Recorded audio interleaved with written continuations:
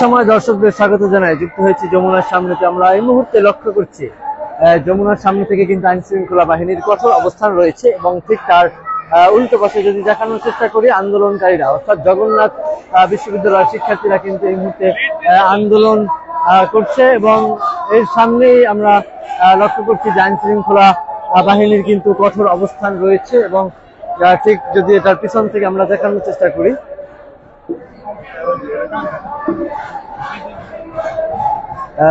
দর্শক আমরা লক্ষ্য করছি যে বিজিবি, আর্মি এবং র্যাব মোতায়েন করা হয়েছে এই যমুনার সামনে। এবং আমরা যদি একটু দূর থেকে দেখানোর চেষ্টা করি, যে দিকটায় কিন্তু আর্মি কঠোর অবস্থান করছে আমরা লক্ষ্য করছি এবং এই দিকটাও কিন্তু বিজিবির অবস্থান রয়েছে এবং সামনে কিন্তু পুলিশেরও অবস্থান রয়েছে। আমরা যমুনার সামনে থেকে যুক্ত হয়েছি এবং এই দিকটা যদি একটু দেখানোর চেষ্টা করছি,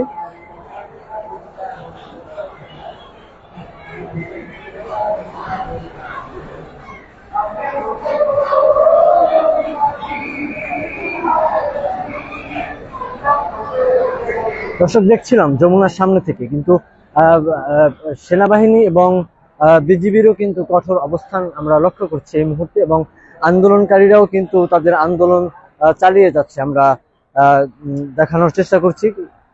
এবং আইন শৃঙ্খলা বাহিনীরও কিন্তু এই অর্থাৎ যমুনার সামনে কিন্তু আইন শৃঙ্খলা বাহিনীর কঠোর অবস্থান রয়েছে এবং শিক্ষার্থীরাও কিন্তু তাদের আন্দোলন চালিয়ে যাচ্ছেন। যতক্ষণ পর্যন্ত তাদের দাবি আদায় করা না হবে ততক্ষণ তাদের এই আন্দোলন চলমান থাকবে, এমনটা জানিয়েছেন শিক্ষার্থীরা। এবং শিক্ষার্থীদের পক্ষ থেকে যেমন একটা বার্তা পেয়েছি, এখন পর্যন্ত বাস্তবায়ন হয়নি, যে তারা গণ অনশনে বসে যাবেন এবং তাদের দাবিগুলো বাস্তবায়ন করার জন্যই তারা অনশনে বসবেন। এবং এই দিকটায় আমরা আইন শৃঙ্খলা বাহিনীর কঠোর অবস্থান এই মুহূর্তে লক্ষ্য করছি। দর্শক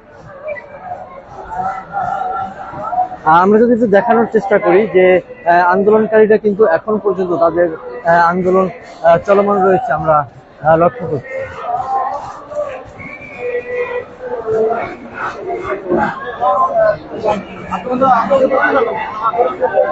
ভাই আপনারা ছবি তুলতে এসে নিজে ছবি হয়ে যাবেন পরে একটা, বুঝছেন? এগুলা কিন্তু তার কাটা জং খাওয়ার উপরে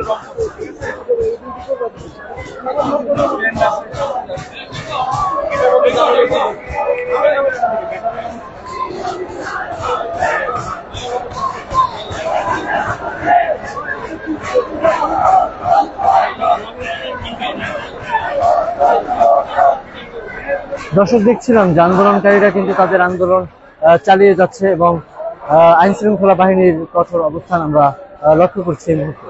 দর্শক যমুনার সামনে থেকে আমার কাছে এই ছিল আজকে সর্বশেষ।